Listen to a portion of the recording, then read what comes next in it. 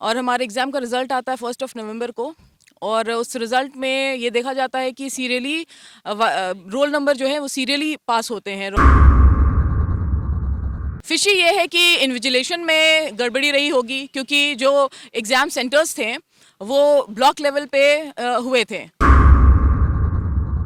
Demand कि UPSC को exam conduct करवाने दिया जाए और जल्द से जल्द 7 जेपीएससी को रद्द करके और तुरंत फॉर्म भरवा करके फिर से फेयर सिलेक्शन और एग्जामिनेशन होनी चाहिए।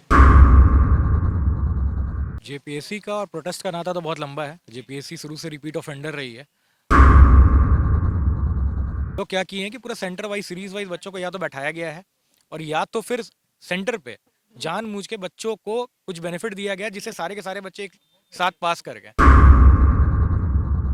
बने हुए हैं। तो आपको ये जिम्मेवारी उठानी पड़ेगी कि आपको फेयर एग्जाम कंडक्ट करवाना होगा। सरकार जब तक फेयर नहीं करवाएगी एग्जाम रद्द होते रहेंगे। और ये सिर्फ मैं डिमांड नहीं कर रहा हूँ, नेक्स्ट टाइम एग्जाम होगा फिर कोई और करेगा। करप्ट है, लेकिन इतना सफाई से एग्जाम हो रहा है, एक बच्चा बिहार का आपको बीपीएससी के अगेंस्ट या बीएसएससी के अगेंस्ट बोलता नहीं दिखेगा। बट जेपीएससी में ऐसा क्यों है? हमें कोई काम नहीं है, हमारा यूपीएससी का अटेम्प्ट बचा हुआ है। मैंने मास्टर्स कर रखा है, एमबीए कर रहा हूँ मैं। हम लोग यहाँ पर पॉलिटिकल बैकग्राउंड से नहीं आया कि हम लोग प्रोटेस्ट करके एग्जाम रद्द करवाएंगे क्योंकि हमारा नहीं हुआ। अरे हमारा नहीं हुआ वो प्रॉब्लम नहीं है, फेयर नहीं हुआ। हम लोग यूपीएससी के बाहर क्यों नहीं बैठते? अगर अगर फेयर एग्जाम्स पूरे इंडिया में नहीं हो रहे हैं तो बच्चे बीपीएससी के बाहर क्यों नहीं बैठ रहे हैं? यूपी पीसीएस के बाहर क्यों नहीं बैठते हैं? जेपीएससी के बाहर ही क्यों बैठते हैं? नमस्कार, मैं अनुशील ओझा और आप देख रहे हैं दृष्टि नाव। आज हम बापू वाटिका के सामने बैठे हुए हैं और यहाँ पर एक बड़ा ही इंटरेस्टिंग सा पोस्टर है, जिस पोस्टर में लिखा हुआ है जेपीएससी पीटी महा घोटाला, अविलंब रिजल्ट रद्द करें, संशोधन रिजल्ट जारी करें, दोषी पदाधिकारी और दोषी छात्रों पर कार्रवाई हो, जेपीएससी अध्यक्ष अमिताभ चौधरी को अविलंब बर्खास्त करें, जेपीएससी को अविलंब भंग करें, परीक्षा निरीक्षण को जेल भेजें, निरीक्षक को जेल भेजें। ये सारे पोस्टर्स यहाँ पर लगे हुए हैं और इन पोस्टर्स में ये सारी बातें लिखी हुई हैं। हमारे साथ जेपीएससी के एस्पिरेंट्स हैं जो यहाँ पर धरने पर बैठे हुए हैं। इनका कहना है कि सीरीज वाइज रिजल्ट निकाली गई है। जो बच्चे पहले से पदाधिकारियों के द्वारा किसी तरह से भी वो रिलेशन में थे, उनको पास कर दिया गया और बाद बाकी छात्रों को रिजेक्ट कर दिया गया। हमारे साथ जेपीएससी के छात्र हैं, हम इनसे खुद ही जानना चाहते हैं। नमस्कार सर, क्या नाम हुआ आपका? अमित कुमार नाम हुआ। क्या बात है सर, क्यों आखिर धरने पर बैठना पड़ रहा है? अमिताभ चौधरी को आप दोषित बता रहे हैं कि अध्यक्ष जो हैं वो बर्खास्त किया जाए, छात्रों को जो दोषी छात्र हैं उन पर कार्रवाई हो। आखिर ऐसा क्या मुद्दा हुआ जो आप लोग धरने पर बैठ गए? सर हम अमिताभ चौधरी को तो ये नहीं कह रहे हैं, दोषित नहीं ठहरा। जो हम लोग साथ जो गलत हुआ है उसके खिलाफ ही हम लोग आंदोलन कर रहे हैं। किसी एक ही जिले दो जिले से लगातार मतलब आपका ये क्रमवार रिजल्ट जो आ रही है, तो थोड़ी सी उसी के लिए हम लोग आंदोलन कर रहे थे। हमारे साथ मैडम भी हैं। नमस्ते मैम। नमस्ते। क्या नाम हुआ मैम? मेरा नाम कहकशां कमाल है। मैम, आप जो यहाँ पर धरने पर बैठे हैं, आपके पीछे इतना बड़ा पोस्टर लगा हुआ है जेपीएससी पीटी महा घोटाला। मैम, क्या मामला है? ये काफ़ी दिनों से पेपर में भी छप रहा है, काफ़ी लोग इसमें जानना चाहते हैं। आप पूरा बात जो है हमारे दर्शकों को ऐसा है कि हमारा एग्ज़ाम 19 सितंबर को जेपीएससी कंडक्ट कराती है, प्रिलिमिनरी टेस्ट जिसको कहते हैं, जिसके थ्रू ये रिक्रूटमेंट देती है एडमिनिस्ट्रेटिव पोस्ट्स पे। तो हम सभी लोगों ने तकरीबन 2.5 लाख लोगों ने फॉर्म भरा था और एग्ज़ाम दिया था। और हमारे एग्ज़ाम का रिज़ल्ट आता है 1 नवंबर को। और उस रिज़ल्ट में ये देखा जाता है कि सीरियली रोल नंबर जो है वो सीरियली पास होते हैं। Roll number, if I give an example, तो इसका मतलब रोल नंबर 1 2 3 4 ऐसे करते करते तकरीबन 20-25 ऐसे रोल नंबर 1 to 20 एक साथ पास हो जाते हैं। एक सेंटर से, एक क्लास से लोग इतने सारे तादाद में निकल रहे हैं और किसी सेंटर्स में सिलेक्शन भी नहीं है। तो फिर और उसकी वजह से क्या होता है कि लास्ट टाइम हमारा कट ऑफ जो गया था पीटी का, वो 206 गया था आउट ऑफ 400। इस बार वही कट ऑफ चला जाता है 262 एंड अबव। तो जब ये डिस्क्रिपेंसी सामने आई, क्योंकि मेरा भी सिलेक्शन नहीं हुआ, मेरा 222 था, तो अर्लियर आई थॉट कि हो सकता है ऐसा कट ऑफ गया होगा। लेकिन जब धीरे धीरे लोगों ने इन्वेस्टिगेट करना शुरू किया, रिसर्च करना शुरू किया इस रिज़ल्ट पे, तो उन्हें पता चला कि ये तो इतनी बड़ी डिस्क्रिपेंसी और पता ही नहीं चली लोगों को। फिर जब धीरे धीरे लोगों को पता चलने लगा तो लोग ये समझने लगे कि कुछ तो फिशी है, कुछ तो गड़बड़ है। इस तरह के रिजल्ट्स आते ही नहीं है, किसी भी कॉम्पिटिटिव एग्जाम में इस तरह के रिजल्ट्स देखने को नहीं मिलते हैं। क्या एग्जैक्टली फिशी है मैम? फिशी ये है कि इन्विजिलेशन में गड़बड़ी रही होगी, क्योंकि जो एग्ज़ाम सेंटर्स थे वो ब्लॉक लेवल पे हुए थे, और वहाँ पे इन्विजिलेशन वॉज ढीला होगा, तभी इस तरह से रिजल्ट्स आ रहे हैं। क्योंकि हम देख रहे हैं कि जहाँ से इस तरह की डिस्क्रिपेंसी आ रही है जिस सेंटर से, वो लोहरदगा और लातेहार के इंटीरियर्स में आते हैं, तो इन्विजिलेशन वॉज नॉट स्ट्रिक्ट। तो जब रिजल्ट आया तो ये रिजल्ट बहुत ही इन्फ्लेटेड आया, और जो आर्टिफिशियल इन्फ्लेशन है, और उस वजह से सिलेक्शन नहीं होता मेरिटोरियस कैंडिडेट्स का। कैंडिडेट्स आ नहीं पाते हैं, उन्हें सोसाइटी को सर्व करना है, उनको एक एडमिनिस्ट्रेशन चलाना है, जो वो काबिलियत रखते हैं, वो एबिलिटी रखते हैं, वो अपनी एबिलिटी का कोई फ़ायदा उठा नहीं पाते, अपनी एबिलिटी का यूज़ ही नहीं कर पाते हैं। और जैसे मैं अपनी बात करूं, मुझे सोसाइटी को सर्व करना है, और मैं इसलिए भी झारखंड में सर्व करना चाहती हूँ क्योंकि ये मेरा होम स्टेट है, लेकिन मुझे ये मौका ही नहीं मिला। तो मुझे ये समझ में आता है कि ये मेरिटोक्रेसी पे एक मौकरी है, और हमारे फंडामेंटल राइट्स का वायलेशन है, हमारे राइट टू इक्वल अपॉर्चुनिटी का वायलेशन है। So we are sitting in protest, और हम यही बताना चाहते हैं गवर्नमेंट से कि we are not going to tolerate this corruption any more. Ma'am, आप बात बात में ये कह रही हैं कि सीरीज वाइज लोगों को पास किया गया है, राइट? सीरीज वाइज मैम ऐसा भी तो होगा कि पिछले बार भी पास हुए हों, उससे पिछले बार भी पास हुए हों। आप लोग इस बार ही इस मुद्दे को इतना ज़्यादा तूल क्यों दे रहे हैं?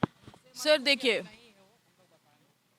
Sir first to 10th JPSC जब कंडक्ट हमारा हुआ, तो ये देखा गया कि लास्ट जितने भी जेपीएससीज हुए हैं, first, second, third, fourth, fifth and sixth, सब के सब के रिजल्ट्स में कुछ ना कुछ प्रॉब्लम है, कहीं ना किसी के प्रोसेस में प्रॉब्लम है, कुछ ना कुछ प्रॉब्लम है, और केस जो है अभी तक चल ही रहा है कोर्ट में, उसका कोई रिजल्ट नहीं है, क्योंकि कोई डिसीजन आया ही नहीं है अभी तक। बहुत सारे लोगों के खिलाफ इंक्वायरीज भी हुई, लेकिन अभी तक वो भी पेंडिंग है, और इंक्वायरी का फर्दर कुछ नहीं होता है, बस वो इंक्वायरी तक ही रह जाती है। इस बार ये हमें समझ में आ रहा है कि ये बहुत हद हो गई है, ये एकदम हाइट ऑफ करप्शन है। तो यूथ ने यही डिसाइड किया है कि अब हमसे बर्दाश्त नहीं हो रहा है, अब now we have to change the system. System change करने की बात कर रही हैं। हमारे साथ कुछ और एस्पिरेंट्स भी हैं, हम उनसे भी बात करेंगे। नमस्कार सर, क्या नाम हो आपका? मेरा नाम कुणाल प्रसाद है। सर, जैसा मैडम ने बताया सीरीज वाइज रिजल्ट, सर मेरा इस पे ये क्वेश्चन है कि ये पहली बार हुआ है या इससे पहले भी हो चुका है, या इस पूरे मामले का संज्ञान आप लोगों के सामने अभी आया तो आप लोग प्रोटेस्ट पे बैठे, या इससे पहले भी आप कभी प्रोटेस्ट कर चुके हैं? जेपीएससी का और प्रोटेस्ट का नाता तो बहुत लंबा है। जेपीएससी शुरू से रिपीट ऑफेंडर रही है, बट पहले क्या होता था ना कि इसमें लूप होल्स निकलता था जो कि माइनर होता था, कोर्ट केस में चला जाता था। इस बार इन्होंने सारा का सारा हदें पार कर दिए हैं। ये लोग क्या किए हैं कि पूरा सेंटर वाइज, सीरीज वाइज बच्चों को या तो बैठाया गया है, और या तो फिर सेंटर पे जानबूझ के बच्चों को कुछ बेनिफिट दिया गया जिससे सारे के सारे बच्चे एक साथ पास कर गए। अब उससे हम लोगों जैसे मेटेरियस स्टूडेंट का ये नुकसान होता है कि हमारे मेहनत पूरा का पूरा वेस्ट हो जाता है।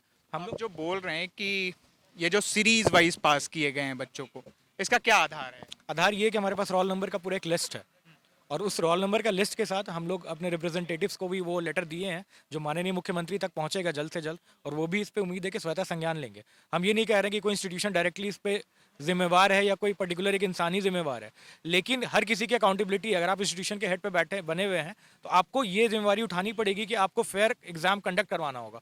और अगर आप नहीं करवा सकते हैं तो वी डिमांड कि यूपीएससी को एग्जाम कंडक्ट करवाने दिया जाए, और जल्द से जल्द 7 जेपीएससी को रद्द करके और तुरंत फॉर्म भरवा करके फिर से फेयर सिलेक्शन और एग्जामिनेशन होनी चाहिए। एक तो 4 साल के बाद जेपीएससी ने एग्जाम लिया, उसके बाद आप इस एग्जाम को भी रद्द करने की बात कर रहे हैं, तो सरकार इसमें आपको किस तरह से हेल्प करे?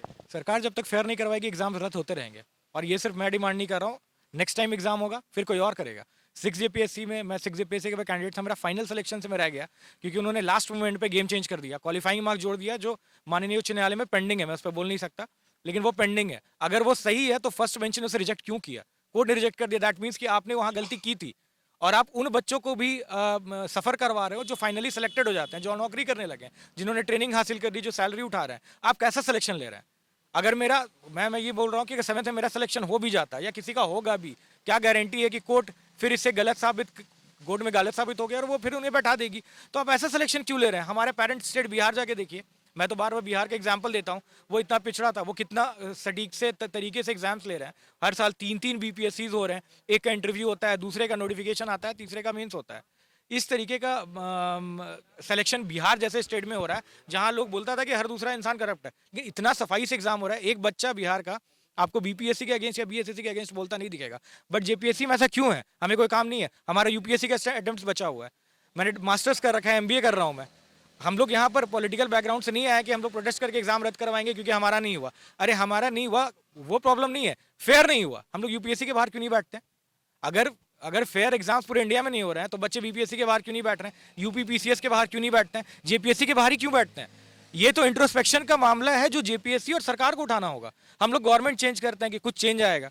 हम लोगों ने गवर्नमेंट चेंज किया ना, यूथ ने किया। इतने भारी बहुमत कैसे मिल गई सरकार को?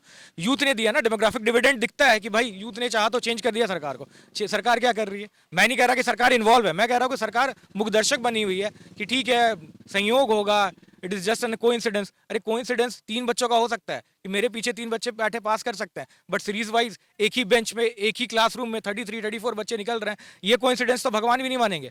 कॉम्पिटेटिव एग्जाम्स है भैया, 10th और 12th के एग्जाम्स नहीं हो रहा है। 10th 12th के भी एग्जाम में सारे बच्चों को 90 सीरीज वाइज नहीं आता।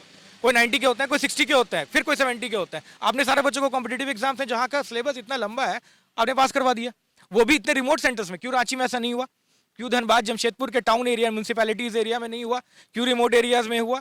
अगर सब कुछ सही हुआ है तो वहाँ के इन्विजिलेटर को आपने क्यों नहीं बिना बुलाए हुए क्यों क्लीन चिट दे दिया? जेपीएससी के प्रवक्ता का ये है कि महज ये संयोग है, कोइंसिडेंस है। आपने बिना जांच के ये कैसे कह दिया कि ये कोइंसिडेंस है? किसने जांच किया? Who will take the responsibility? आप मुझे लिखित में दीजिए कि मैंने जांच करवाया और मैंने पाया है कि सब कुछ ठीक है, मैं कोर्ट चला जाता हूँ और कोर्ट अगर कल के डेट में बोल देगी कि यहाँ गड़बड़ी हुई है तो आप रेजिग्नेशन देंगे? आप जेल जाने के लिए रेडी है? नहीं है। nobody is going to take the responsibility.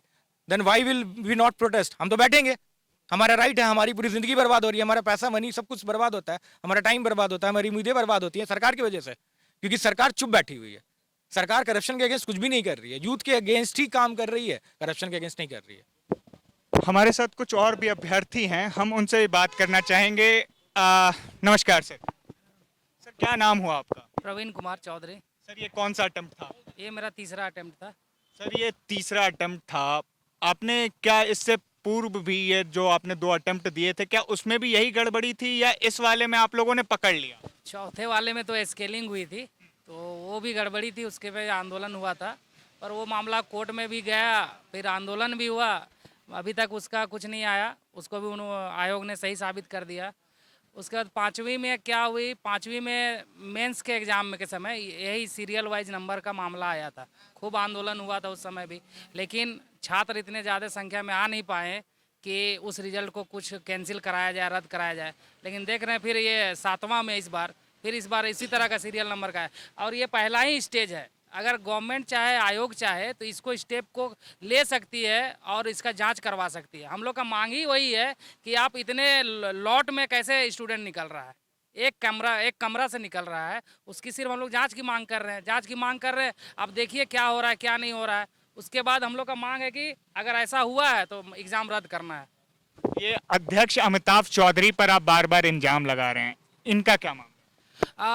Amitabh Chaudhary जी के हम लोग तो इल्ज़ाम नहीं लगा रहे हैं। अगर उनके स्तर से कोई आपके पीछे जो बैनर टंगा हुआ है बिल्कुल साफ दिख रहा है कि जेपीएससी अध्यक्ष अमिताभ चौधरी को अविलंब बर्खास्त किया जाए।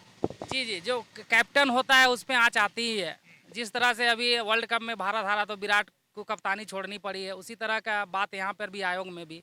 तो अमिताभ चौधरी पे उंगली तो उठेगी ही उठेगी। मामला है जांच का, वो जांच कर ले, मीडिया के सामने आके बोल दें कि सारा चीज़ ठीक है, हमने ऐसा किया, हमने वैसा किया, सबूत दे दे, लिखित दे दे, तो फिर वो क्लीन चिट अपना ले ले। तो आप लोगों ने कोई पेपर, कोई लेटर आप लोगों ने उन तक पहुँचाया? जी अभी वो तो मिलना ही नहीं चाह रहे हैं। मुख्यमंत्री साहब भी नहीं मिलना चाह रहे, लेकिन हाँ उनके प्रतिनिधि के रूप में जो विधायक हुए हैं, कैबिनेट के मंत्री हुए हैं, लगभग से हम लोग मिल लिए हैं और सभी ने समर्थन किया है और हमारे फेवर में उनको पत्र भी लिखा जा रहा है। एक लास्ट प्रश्न सर, कितने दिन और धरने पर बैठेंगे? 16 को तो महाधरना है, घेराव है, उसके बाद अनिश्चितकालीन तक हम लोग का, जब तक मांग नहीं मानी जाएगी। धन्यवाद। सुना आपने, ये जेपीएससी के एस्पिरेंट हैं, अनिश्चित काल तक धरने को चलाने की बात कर रहे हैं। मैं अनुशील ओझा और आप देख रहे थे दृष्टि नाउ।